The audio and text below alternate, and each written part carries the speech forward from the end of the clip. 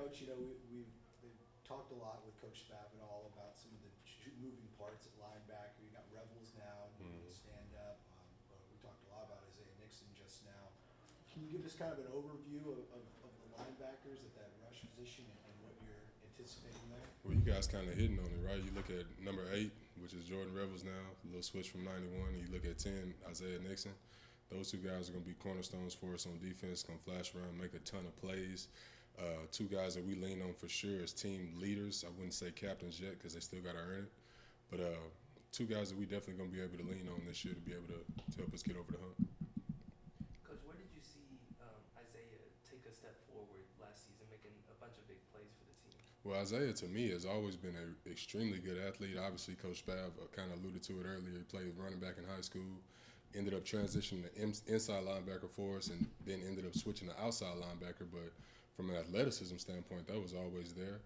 A kid like Isaiah, the thing that I love about him, he's always going to work himself into being a really good player. You look at that, being able to transition from basically 2 to 3 different positions and basically be a starter for us on the edge. To me, that's pretty impressive, but that's a testament to him. A guy that we're talking to today, we haven't seen a ton of. We saw him last year, just not as much as the other guys, Josh Emmanuel. What does he bring to you? Well, Josh is a guy who's been flashing around as well this spring. Going into his 3rd year, probably feeling more comfortable in the defense that he's ever had. Just kind of moving him around. We're doing some different things in our bare front to be able to get him on the edge and show his pass rush ability as well. But he's a guy that's been flashing for us as well, and I just look forward to seeing him grow. With some guys leaving and now some at the full linebacker unit inside as well with the Binky and guys like that. Is there kind of a leadership vortex in the linebacker room, or who do you see as really stepping up as those leaders? Well, to me, it's been the guys who's been in the fire, right? You look at London, you look at Isaiah, you look at Jordan Revels, those type of guys. Even a guy like Josh Emmanuel hadn't played much, but that guy's been in the fire, right?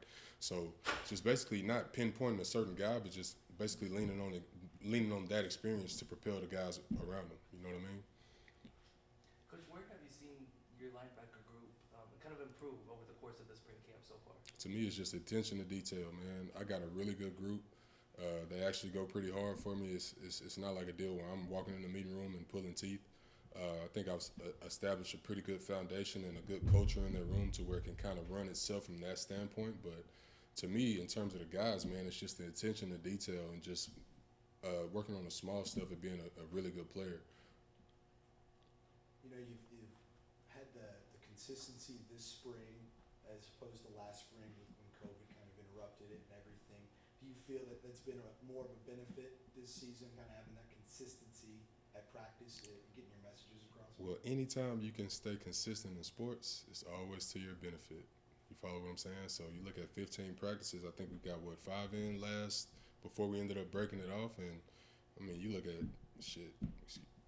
You look at 7 to 8 practices where you're not getting the work in. I mean, any player who's committed to the game, any player who's calling himself a football player is gonna want that work. So anytime that you're missing that, man, you always gonna fall back. This is a competitive game. Coach, your 4th year now here, you've seen the growth and how the culture's changed and everything too. Where do you see it, and just that growth in the culture for you here? I don't like to talk too much in the future. We just take it one day at a time. At the end of the day, as long as you come in, you try to get 1% better. I know it sounds cliche and things like that, but as long as you focus where your feet at, know where the destination is, and just grind until you get to that point, I think we'll be just fine. Well, looking back, where have you seen it grow since you got here first to now? Well, to me, it's really just the foundation of the culture overall, right? You inherit a losing program.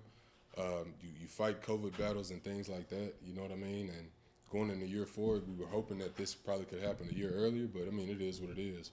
But to me, it's just been the culture of the players and in terms of how they work. You always see guys hanging around the facility. To me, that's always a good sign of a winning team. You see guys putting in the overtime. You see guys coming in and getting the extra work in the meeting room, spending more time in the training room, beating the coaches here before they even come up to practice, where the coach don't even have to call them and say, hey, man, get up here, let's get some extra work. They're already up here not banging on the door, coach, what you got for me? So to me, that's a good sign, so I appreciate it. Yeah, you mentioned Jordan Revels switching to number 8. Hey, what do you feel about the big guys switching to the single-digit numbers? Man, hey, Run man. around when you play. I'm all for it. I was a big guy back in the day, man. I wore the number 5 in high school. So anytime we can get those big guys a little extra edge and give them a little extra swag to go out there and give us an extra rep or two at a high level, I'm all for it. Did you wish you wore 5 in college? Nah, Not even. nah, it's good.